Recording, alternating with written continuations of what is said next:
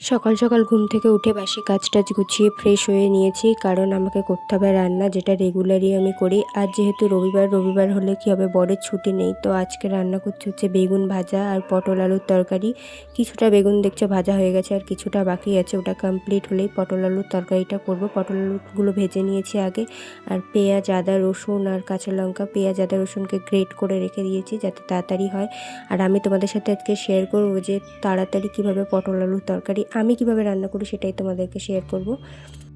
আগের দিনের ভিডিওতে আমি বলেছিলাম যে আমি এই টেবিলটাতে রান্না করি, মানে ওটার ওপরে ওভেন রেখে, তো এখানে একটা বেসিন বানাবো বলেছিলাম। আর যেহেতু বৃষ্টি হচ্ছিল তাই মিস্ত্রি আসেনি, তো পরের দিন এসে এই যে করে দিয়েছে। দেখো কেমন হয়েছে তোমরা জানিও। এখনও কিছুটা কাজ বাকি আছে, পুরোটা কমপ্লিট হয়নি, আর কমপ্লিট হলে আমি তোমাদেরকে আর একবার দেখাবো। এখানে জায়গাটা খুব শর্ট, তাও এখানে করা, কারণ বর্ষাকালে আমার বাসন ধুতে ধুতে খুব অসুবিধা হয়। বাথরুমটা যেহেতু অনেকটা দূরে, তো যে কোনো কিছু করতে গেলে বাথরুমে বয়ে নিয়ে যেতে হয়, তারপরে সেই অসুবিধার জন্য এখানে করা হয়েছে। আর এখানে কাজ বলতে শুধু এই প্লাম্বারের কাজটা করলেই কমপ্লিট হয়ে যাবে। জায়গাটা যেহেতু শর্ট আর ওয়ালগুলো যেহেতু পুরনো, তো সেরকম হেভি কিছু করা হয়নি, নর্মাল কম খরচের মধ্যে এটাকে করা হয়েছে। লাস্ট 2-2.5 বছর ধরে আমি এইভাবেই কাজ করছি। ফাইনালি আর কষ্ট করতে হবে না, এবার আমি এখানেই কাজগুলোকে ঠিকঠাকভাবে করতে পারবো, আর বৃষ্টিতে ভিজতেও হবে না।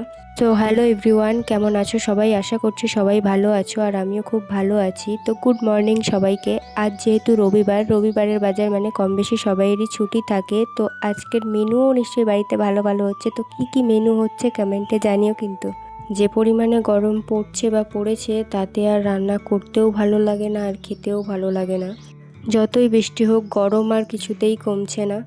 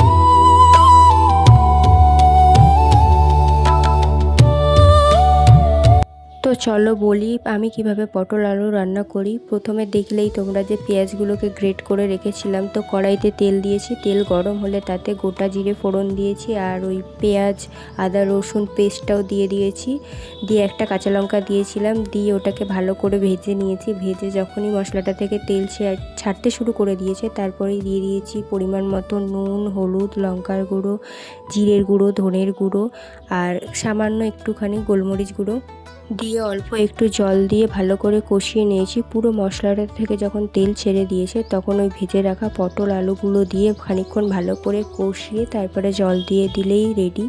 আর কিছুক্ষণ ফুটে যখন সব সবজিগুলো সেদ্ধ হয়ে যাবে, নামানোর আগে একটু গরম মশলা ছড়িয়ে নামিয়ে নিলেই রেডি পটল আলুর তরকারি। আর এদিকে পটল আলুর তরকারিও হয়ে গেছে, আর আমি ওদিকে ভাতও বসিয়ে দিয়েছিলাম। ভাতটা একেবারে আমাদের যাতে দুপুরে হয়ে যায় সেরকমই চাল নিয়েছিলাম, আর তরকারিগুলো তো টিফিন নিয়ে গেলে শেষ হয়ে যাবে।